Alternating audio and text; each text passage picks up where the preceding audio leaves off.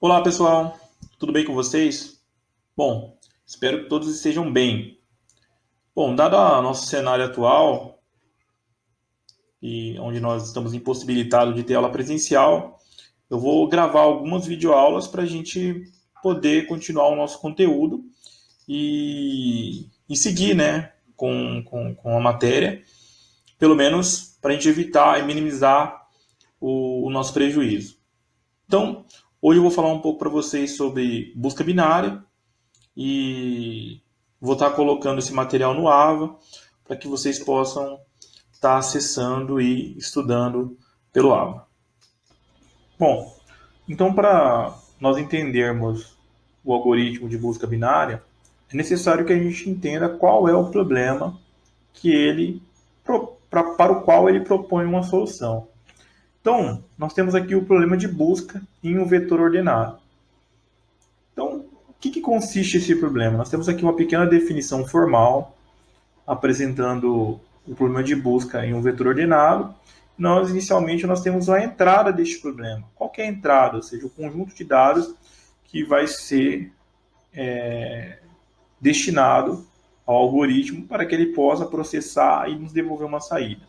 Então, uma descrição da entrada, ela é uma sequência ordenada, e esse detalhe, essa palavra ordenada, é extremamente importante, porque o algoritmo de busca binária, ele somente é válido para um vetor que encontra-se ordenado. Então, nós temos aqui uma sequência ordenada denominada S, que contém n números e um elemento x que nós desejamos encontrar dentro dessa sequência. Ou seja, a entrada é um vetor, esse vetor está ordenado e ele contém n números. A descrição da tarefa, ou seja, aquilo que vai ser processado pelo nosso algoritmo, é determinar se o elemento x ele está ou não presente na sequência S, ou seja, se o elemento que eu desejo encontrar ele está presente dentro do meu vetor. Então, como informação de saída, ou seja, nossa descrição de saída, se o elemento ele estiver na sequência, eu vou retornar a posição em que ele aparece dentro do meu vetor. Caso ele não esteja presente, eu retorno uma informação dizendo, olha, esse número que você está procurando, ele não encontra-se dentro do vetor S, ou, enfim, do vetor que eu estou procurando. Aqui nós temos um exemplo do problema de busca. Então, eu tenho aqui um vetor. Esse vetor está representado aqui pelos números 20, 50, 80, 85, 90, 110, 150 e 200. Então, esse aqui seria o meu vetor. E em cima, em vermelho aqui, nós temos os valores relacionados ao índice. Então, eu tenho dentro de um vetor, como nós já estudamos, nós temos os valores chaves e nós temos os índices ou posições. Então, eu tenho aqui um vetor contendo 8 posições. Dentro dessas 8 posições, nós temos os números que são os valores chaves, ou seja, as informações que estão dentro do meu vetor. E aí nós temos aqui um elemento chamado x, ou seja, um valor que eu quero saber se ele está presente dentro do meu vetor ou não. Ou seja, eu quero saber então se o 90 ele está dentro do meu vetor. Então, o problema de busca ele consiste exatamente nisso. Ou seja, eu preciso verificar se o valor 90 ele está contido dentro do meu vetor. Então, por convenção aqui, né, e olhando para o nosso problema de nossa definição formal, esse cara aqui seria o meu vetor S. E aqui nós temos o valor x, ou seja, o valor x é o valor que eu estou utilizando para como referência para saber se ele está presente dentro do meu vetor S ou não. Para nós resolvermos o problema de busca por um elemento dentro de um vetor que está ordenado, seja essa ordem crescente ou decrescente, nós temos dois algoritmos disponíveis ao qual nós faremos o estudo durante essa aula. Então, inicialmente nós temos o algoritmo de busca sequencial e em seguida nós estudaremos o algoritmo de busca binária. E ao fim, né, da descrição desses dois algoritmos, a gente entendendo como esses algoritmos eles funcionam, nós faremos uma comparação no tempo de execução de cada um desses algoritmos. Bom, a comparação que vai ser executada, ela é sempre no número de verificações que cada algoritmo faz. E aí será apresentado um gráfico medindo a eficiência de cada um desses algoritmos. A busca sequencial, ela consiste em percorrer um vetor linearmente, ou seja, percorrer o vetor posição por posição, até que seja encontrado o elemento que estamos procurando, ou até que todas as posições sejam percorridas e não encontre o elemento procurado. Bem, basicamente falando, a busca sequencial ela consiste em você olhar para todas as posições do vetor, comparando se essas posições do vetor elas são iguais ao elemento que eu estou procurando durante a minha busca. Então, normalmente se começa da esquerda para a direita, o que também não é empecilho começar da direita para a esquerda, mas usualmente sempre começamos da esquerda para a direita, onde a esquerda é a primeira posição, o primeiro índice, e mais à direita está a última posição. Caso eu estou comparando todas as posições, caso eu encontre o elemento em uma dessas posições, eu sei que ele está presente dentro do meu vetor, e aí eu retorno, olha, esse elemento aqui ele realmente existe dentro do meu vetor. Caso ele não esteja presente, ou seja, eu percorri todas as posições e não consegui encontrar um valor dentro do meu vetor que seja igual ao número que eu estou procurando, ao elemento que eu estou procurando, então eu sei que esse valor ele não existe. Então aqui nós encontramos um exemplo da execução da busca sequencial ilustrada aí através dessa imagem. Então eu tenho ali um vetor chamado vetor S. Esse vetor ele contém 8 posições, sendo a primeira a posição número 1 e a última a posição número 8. E aí dentro desse vetor eu tenho os valores armazenados. Então, a posição 1 com o valor 20, a posição 2 com o valor 50, a posição 3 com o valor 80, a posição 4 com o valor 85, a posição 5 com o valor 90, 6 com o valor 110, 7 com o valor 150 e 8 com o valor 200. E eu tenho o valor 150, o elemento x, que é igual a 150. Esse elemento x ele representa o número que nós queremos encontrar dentro do vetor S. Ou seja, eu tenho o valor 150 e eu quero verificar se esse valor ele está presente dentro do meu vetor S. Então, a ideia da busca sequencial é varrer todas as posições da esquerda para a direita, ou seja, ele vai comparar todas as posições com o valor 150, que é o que eu estou buscando, até que eu encontre esse valor. Então, aqui do lado, né, nessa tabela, nós encontramos aqui as comparações realizadas através do algoritmo de busca sequencial para verificar se o valor 150 está presente ou não. Então, inicialmente, a primeira comparação que vai ser feita vai ser a comparação do índice 1.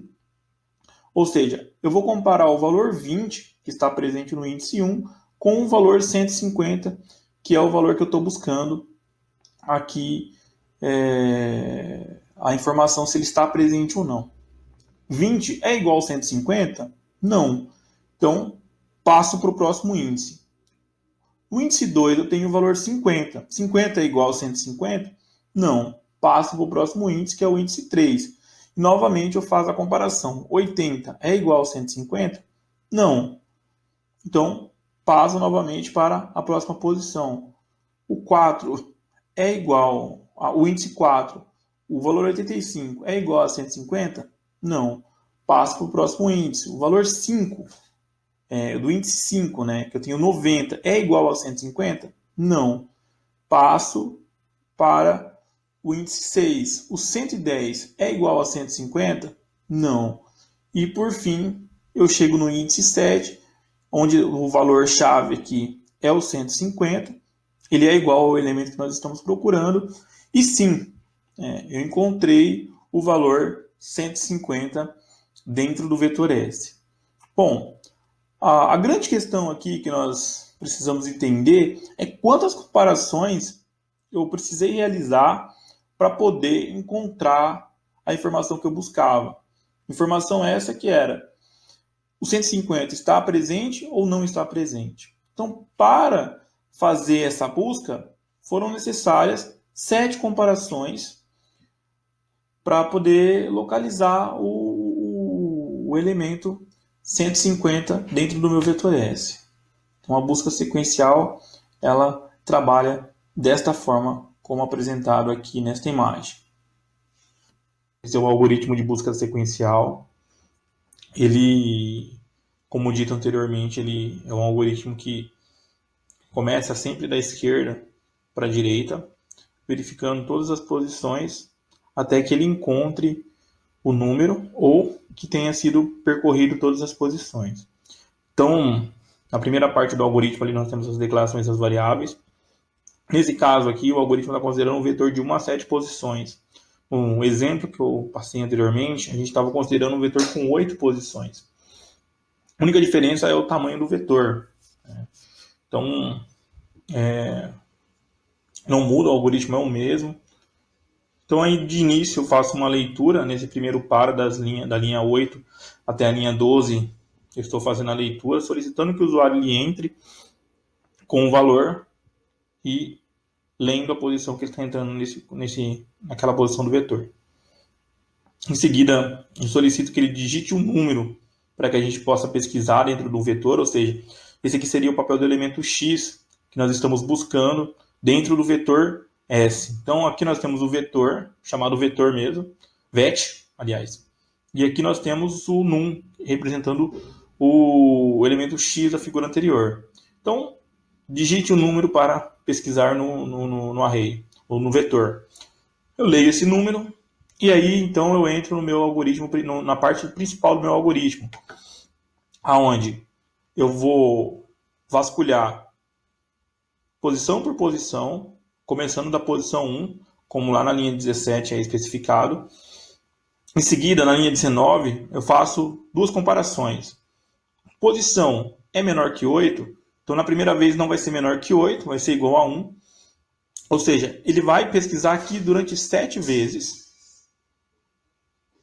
E o vetor posição diferente de num é o que vai estar verificando se a posição ela é igual ao número que eu estou procurando. Se não for igual, eu vou sempre estar incrementando essa posição. Em seguida, da linha 23 até a linha 25, eu estou fazendo, aliás, até a linha 27, estou fazendo a verificação. Se vet posição é igual a num, então eu sei que o número foi encontrado e eu especifico a posição. Caso contrário, eu percorri todas as posições, o vetor ele saiu com uma posição a mais, então eu sei que o vetor não, a variável posição saiu com uma posição a mais e eu sei que esse número não está presente dentro do meu vetor. Aqui nesse slide é apresentado então o tempo do algoritmo de busca sequencial. Então, uma busca sequencial resolve o problema de busca, no pior caso, em O de n. Ou seja, se nesse vetor tem n elementos, o item buscado não existe no vetor, esse algoritmo de busca sequencial irá iterar sobre todos os itens do vetor para somente depois dizer se ele foi encontrado ou não. A mesma coisa ocorreria se o item buscado fosse o último do vetor. Ou seja, sempre que nós realizamos a comparação de tempo, essa comparação de tempo ela é realizada baseada no número de comparações que cada algoritmo ele vai realizar sobre os seus dados. Então, essa notação O é uma notação que a gente vai estudar um pouco mais para frente, mas ela, basicamente falando, ela é uma função matemática que define quantas comparações um algoritmo ele vai realizar sobre o conjunto de entradas que eu estou disponibilizando para o algoritmo. Então, nesse caso, se eu tenho n números, ou seja, eu tenho um vetor com n posições, ele, no pior caso, ou seja, o pior caso é sempre aquele caso extremo. Nesse caso, o caso extremo seria eu percorrer todas as posições do vetor e não encontrar o número que eu estou buscando dentro desse vetor. Então, ou ele está na última posição. Então, nesse caso, eu estaria fazendo n comparações. Então, esse tempo, essa função é uma função n, ou seja, uma função linear, baseada aí no conjunto de entradas. A tabela aqui, ela mostra o número de comparações que será feita baseada no tamanho da entrada. Então, se eu tenho um vetor com 1024 posições, no pior caso, eu teria que fazer 1024 comparações. 4.096 posições, 4.096 comparações. 16.384 posições, eu tenho que fazer 16.384 comparações. E assim por diante, até chegar aqui no último valor. Então, só para entender, o número de comparações ele sempre vai ser uma função n, né? Onde n representa o número de comparações e n é o tamanho da entrada. Então, o número de comparações sempre vai ser igual ao tamanho da entrada. Isso, lembrando, sempre no pior caso, ou seja, o caso onde eu tenho que comparar todas as posições, ou seja, ou o elemento que eu estou procurando está na última posição, ou o elemento que eu estou procurando ele não existe naquele vetor. Chegamos então ao nosso segundo algoritmo de estudo desta videoaula. Então, aqui nós temos a busca binária. A pesquisa binária ou busca binária ela é um algoritmo de busca em vetores que segue o paradigma de divisão e conquista. Então, a gente vai ver um pouco mais sobre divisão e conquista no próximo slide e no decorrer da disciplina.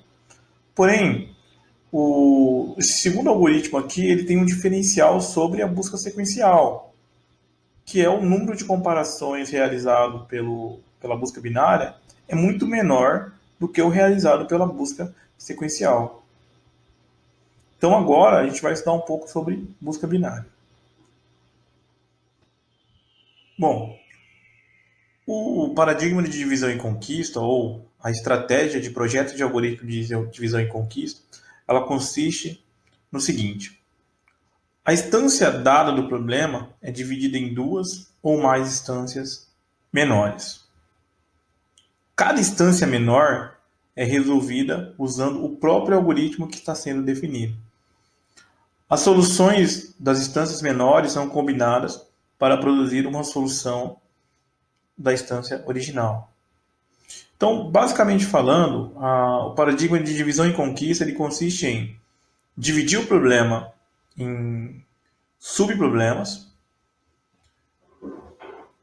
resolver o problema, os subproblemas divididos com o próprio algoritmo e realizar a combinação dessas soluções para resolver a instância original. Ou seja, eu tenho um problema muito grande ou um problema maior, eu divido esse problema em problemas menores, onde eu sou capaz de conseguir resolver esses problemas menores através do próprio algoritmo. Em seguida, eu combino essas soluções para ir realizando a combinação e obter a solução da instância original. Essa estratégia ela produz um algoritmo eficiente se o processo de divisão e o processo de combinação eles forem suficientemente rápidos, ou seja, essa é uma estratégia amplamente utilizada por algoritmos para a resolução de grandes problemas e normalmente esse conceito está aliado a um outro conceito chamado recursividade. Então, se você tem interesse em pesquisar um pouco mais sobre recursividade, sobre divisão e conquista, existe um vasto material na internet sobre isso e a gente também vai estudar posteriormente esse conceito de divisão e conquista e, consequentemente, também o conceito de recursividade. Para essa videoaula hoje, a gente vai apenas se ater a essa definição E posteriormente a gente vai estar estudando um pouco mais aprofundado sobre divisão em conquista e recursividade. Para nós entendermos o algoritmo de busca binária, é interessante que a gente trabalhe através de uma analogia. Então, vamos imaginar que você deseja encontrar a palavra helicóptero no dicionário de língua portuguesa. Então, qual estratégia normalmente as pessoas utilizam? Elas sempre pegam um dicionário, você abre o dicionário ao meio e você vai encontrar normalmente as palavras com a letra M. Bom, como você tem o conhecimento que a letra M ela é posterior à letra H, você então decide procurar nas páginas que estão à esquerda. Por quê? As palavras que estão à esquerda são as palavras que vêm antes da letra M. Ou seja, a letra H, como ela é anterior à letra M, eu preciso procurar somente à esquerda e desprezo tudo que está à direita, porque eu sei que as letras porque eu sei que a palavra que eu estou procurando, ela vai estar mais à esquerda. Então, você então abre as páginas à esquerda e encontra as palavras iniciadas com a letra E. Como a letra E ela é anterior à letra H, você decide então abrir as páginas à direita da letra E.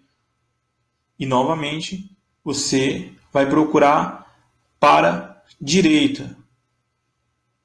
Ao abrir as páginas à direita da letra E, você encontra a palavra com H e, consequentemente, a palavra helicóptero.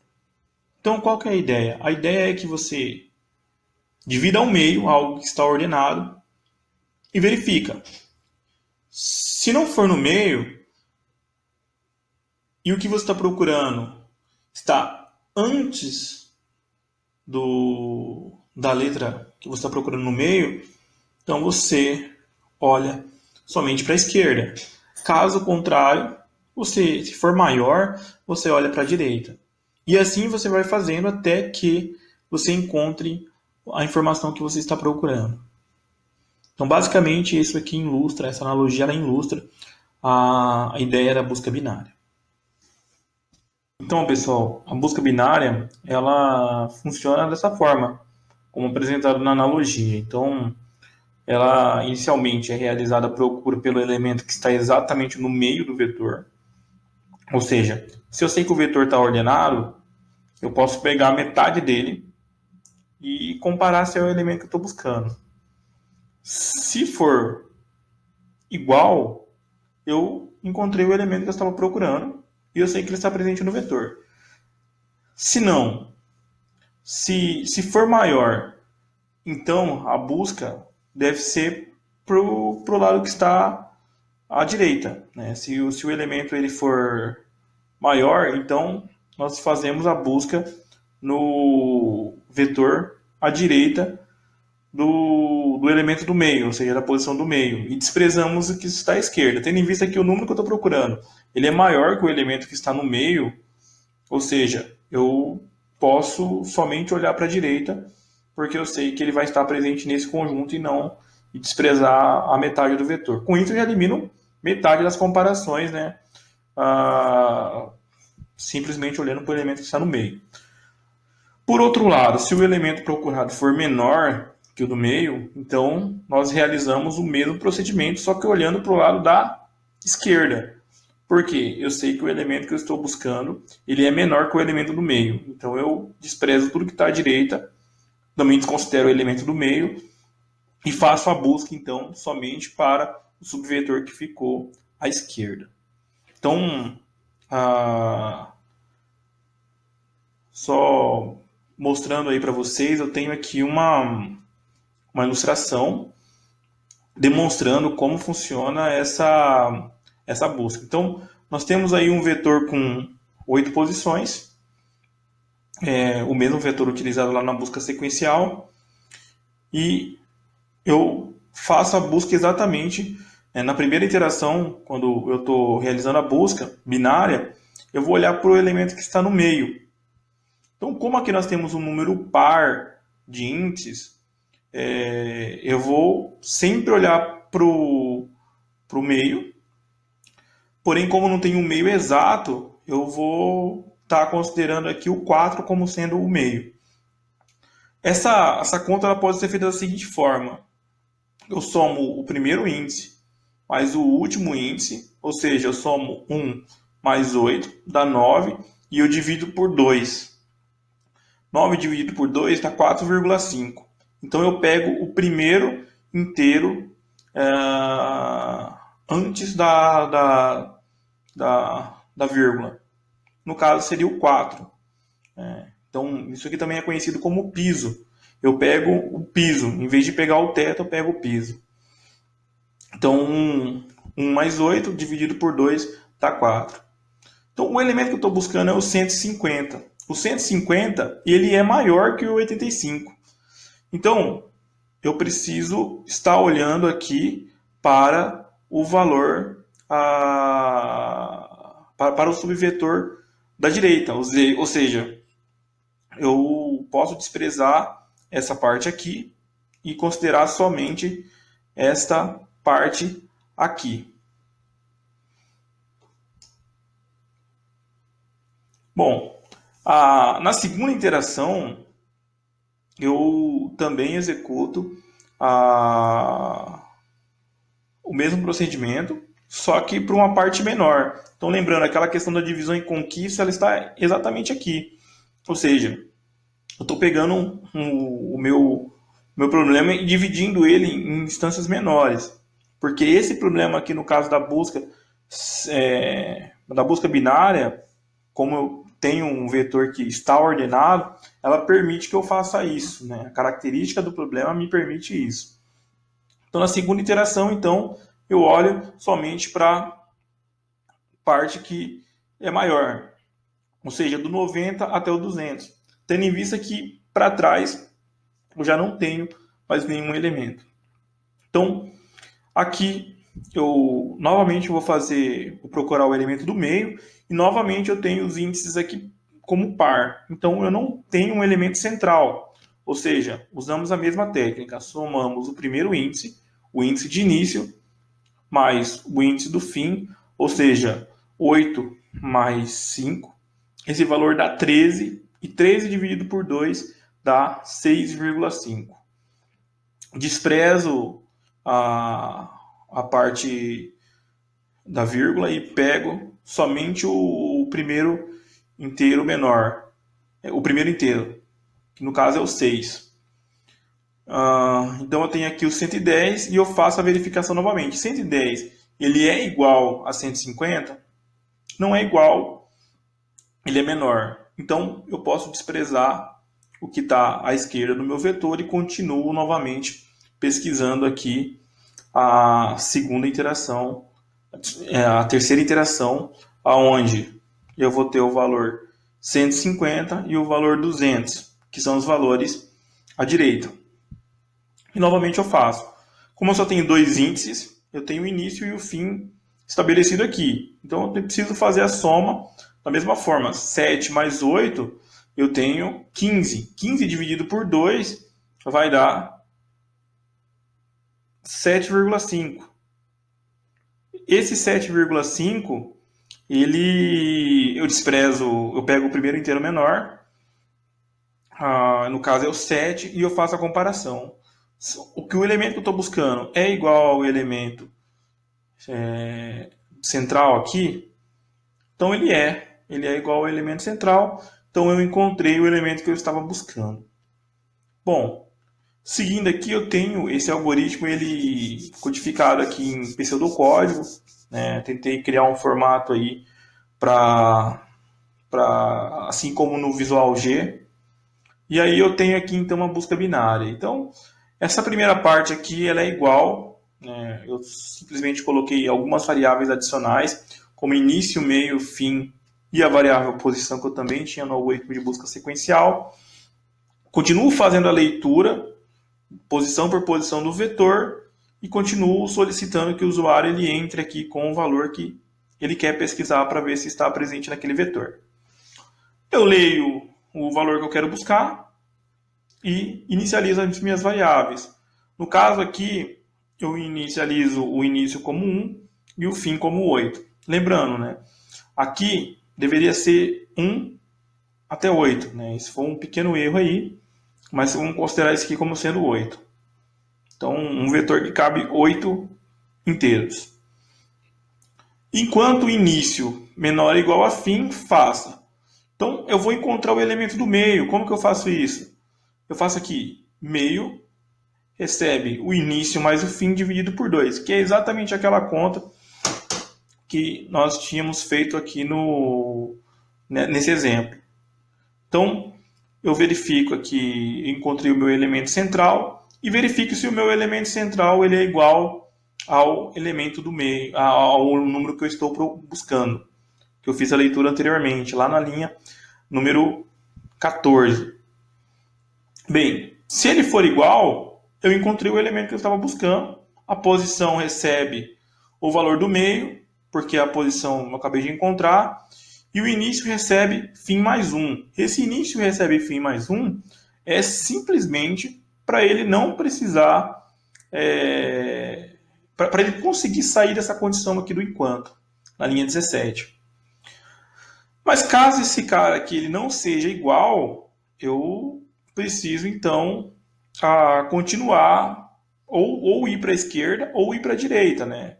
Se ele for maior, eu vou para a esquerda, se ele for menor, eu vou para a direita. Então, na linha 24, eu faço essa comparação. Se o número que eu estou procurando ele é maior que o elemento do meio do meu vetor, eu preciso olhar para a direita.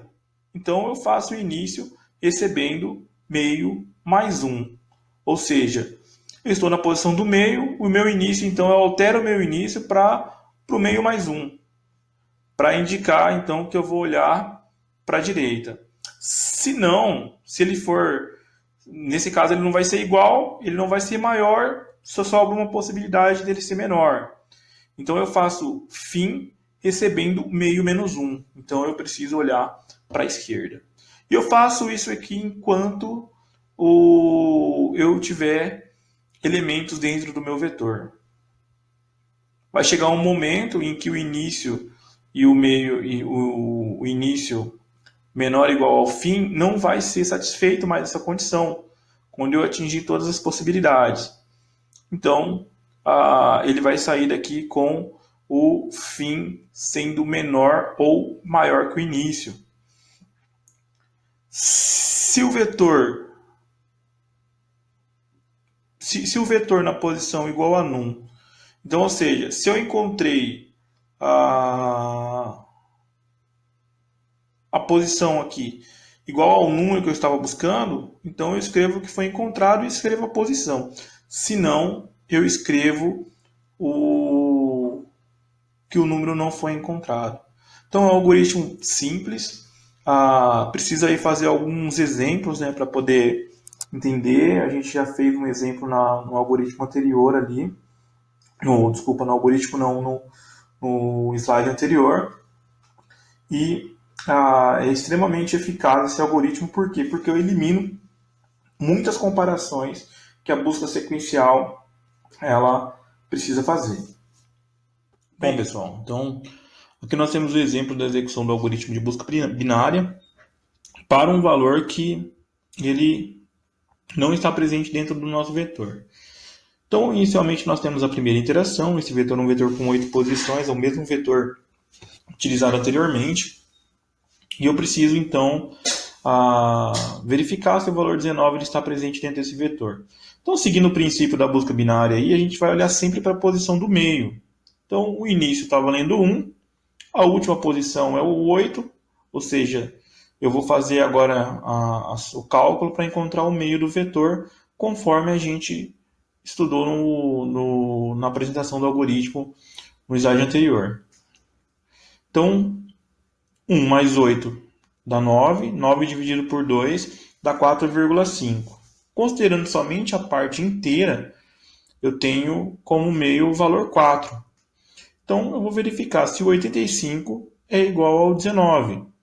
Então, o 85 não é igual ao 19, e eu sei que o 19 ele é menor que o 85. Então, eu posso desprezar o subvetor da direita e o meio, porque eu já fiz essa verificação, e olhar somente para o subvetor da esquerda.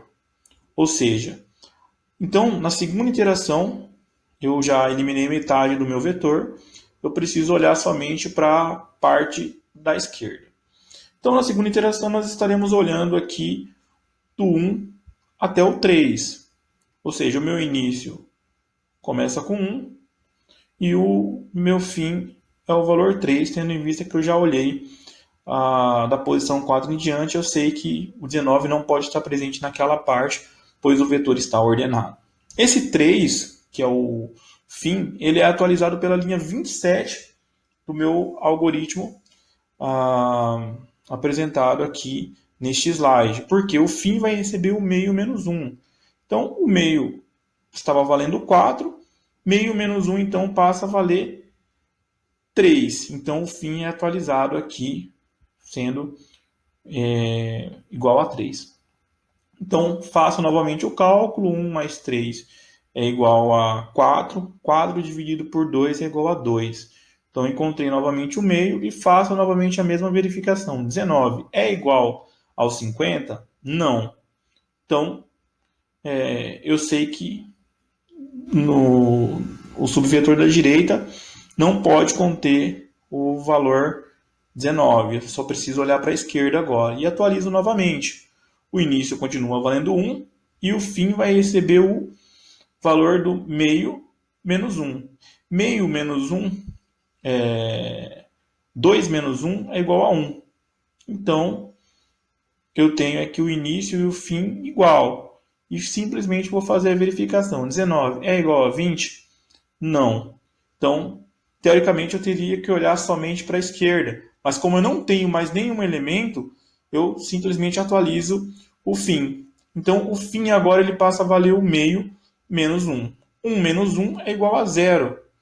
E quando eu for fazer a verificação aqui de início menor ou igual a fim, essa verificação ela vai ser inválida, ou seja, isso aqui não vai atender a essa condição. Por quê? O meu início ele não é menor que o meu fim, ou seja, o meu início ele é maior que o meu fim. Então, ele sai deste laço aqui e entra nesse if fazendo a verificação, ao qual a posição, o vetor na posição é igual a num? Não é igual a num. Então, eu escrevo o número não foi encontrado no array, ou seja, não foi encontrado o número naquele vetor. Bem, esse é o exemplo, né, utilizando um valor que não está presente e que é menor, né, é menor que os elementos que estão presentes dentro do vetor. Considerando agora um valor que é maior, ou seja, para a gente olhar sempre para a direita, eu estou colocando o valor 201. Então, eu quero saber se 201 ele está presente aqui ou não. Então, da mesma forma, nós vamos utilizar o mesmo cálculo. A primeira interação ela é igual. Ou seja, eu vou somar aqui o início mais o fim, ou seja, 1 mais 8, vai ser igual a 9. 9 dividido por 2 é 4,5. Vou olhar somente para a parte inteira. Então, 201 é igual a 85? Não.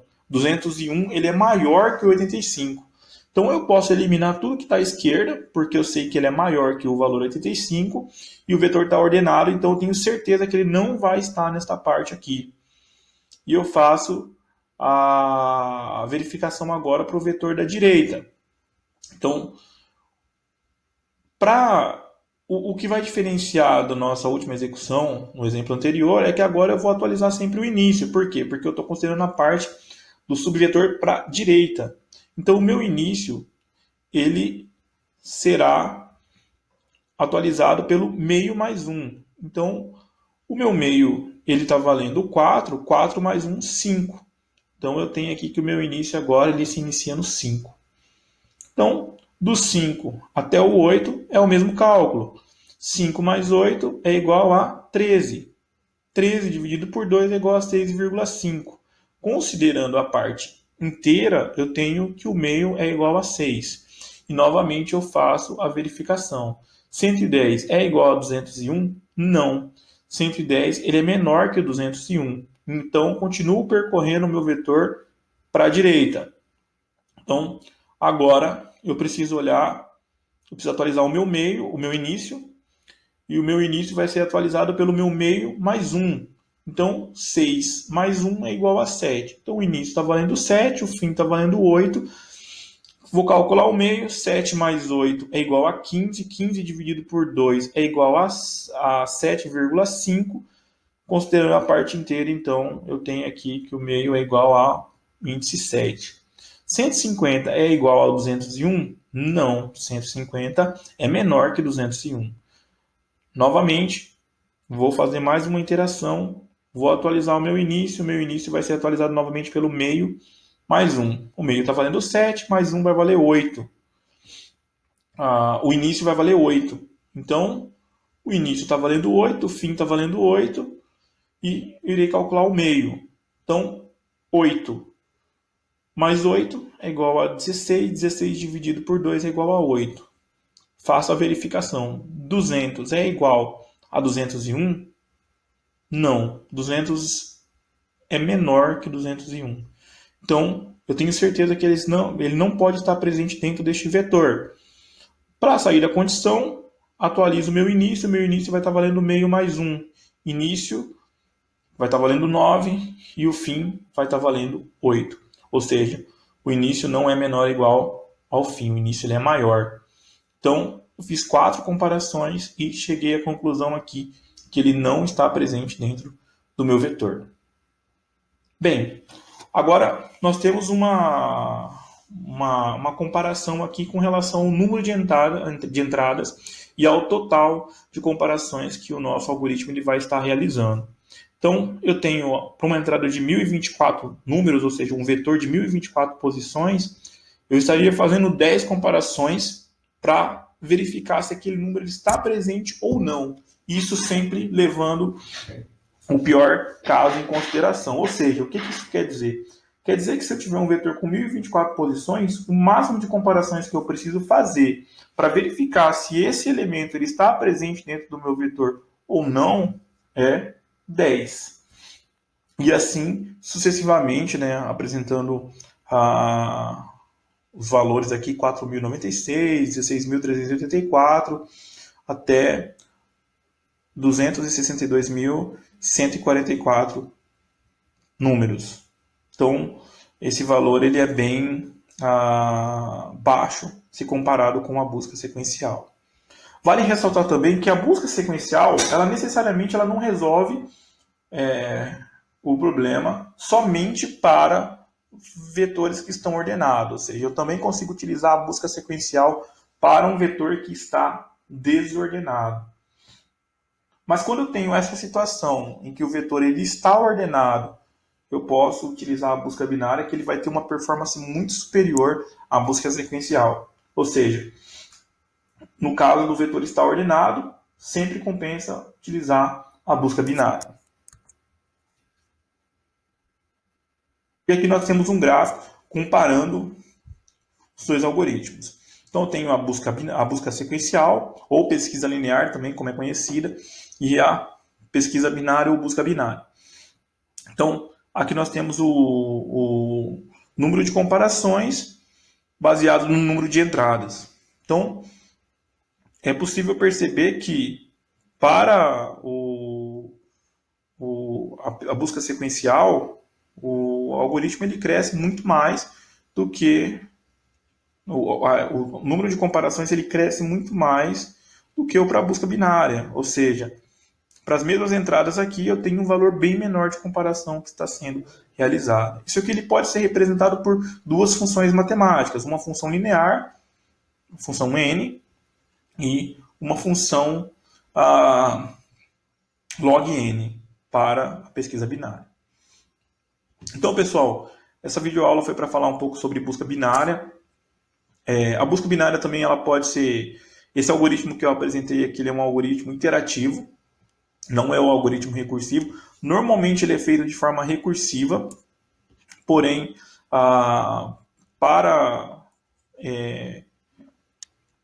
por uma questão didática, hoje a gente está utilizando o interativo e, posteriormente, quando nós formos estudar recursividade, eu estarei apresentando também o algoritmo de forma recursiva.